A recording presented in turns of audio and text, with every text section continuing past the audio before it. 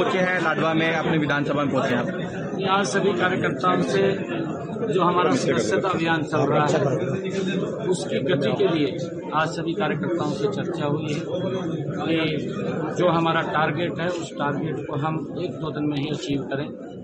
और उसके बाद माननीय प्रधानमंत्री ये हरियाणा के अंदर 9 तारीख को प्रधानमंत्री बीमा सखी योजना उसको पूरे देश के लिए लॉन्च करने के लिए आ रहे हैं। सभी कार्यकर्ताओं से इस बात के लिए ड्यूटी लगाई गई है कि उस कार्यक्रम में यहाँ से भारी संख्या के अंदर महिलाओं को पानीपत के ऐतिहासिक भूमि को ऊपर ले जाने के लिए हमने यहाँ रचना योजना बनाई है।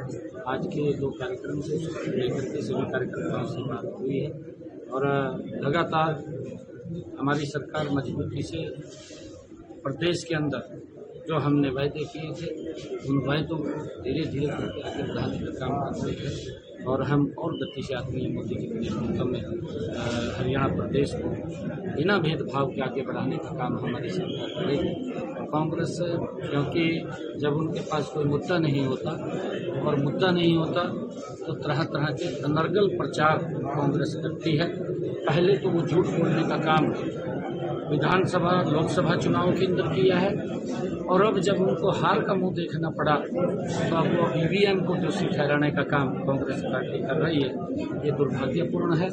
कांग्रेस अपने क्रियाकलापों की तरफ नहीं देख रही है, दूसरे किसी न किसी के ऊपर तोहमत लगा करके अपने आप को बचना चाहती है क्योंकि कांग्रेस पूर्ण रूप से उनके पास न मुद्दा है, न इनकी नीति, न नीयत है, न इनका नेतृत्व है और ये सदमे के अंदर घूम रहे हैं। ये इस प्रकार के इधर उधर के आरोप लगा रहे हैं। आज पूरा देश इनके उस झूठ को समझ चुका है।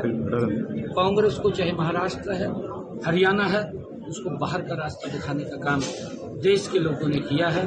आने वाले समय के अंदर नरेंद्र मोदी जी के ऊपर और बड़ा विश्वास देश के लोगों का, प्रदेश के लोगों का बड़ा है और मोदी जी के कामों को लोगों ने मुहर लगाई है और मोदी जी और गति से देश को आगे ले जाने का काम करेंगे।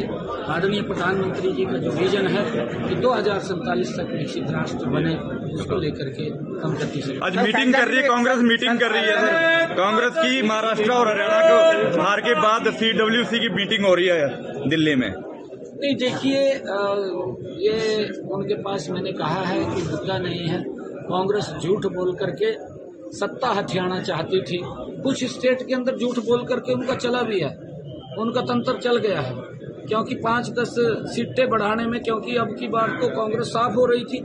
जब साफ हो रही थी कांग्रेस तो उन्होंने कहा कि कैसे बचा जाए, तो उन्होंने झूठ का सहारा लिया, पवित्र संविधान का सहारा लिया और झूठ फैला दिया संविधान को लेकर। तो लोगों के अंदर ये झूठ थोड़ा गति से गया और अब उनके पास बैठक में भी विचार करने के लिए कोई मुद्दा नहीं है।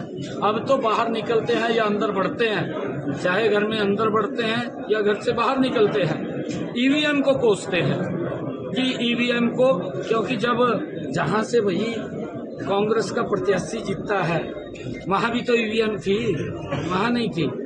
फिर झूठ क्यों बोल रहे हैं? झूठ नहीं फैलाना चाहिए।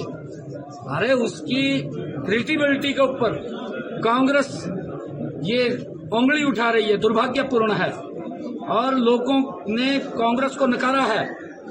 कांग्रेस के नेताओं को ये समझ आना चाहिए कि अभी तो ये हालत हुआ है, 2029 के अंदर बिल्कुल सुपड़ा साफ होगा, कहीं कोई दिखाई नहीं, क्योंकि झूठ भी नहीं बिकेगा। झूठ बिक लिया जितना बिकना था।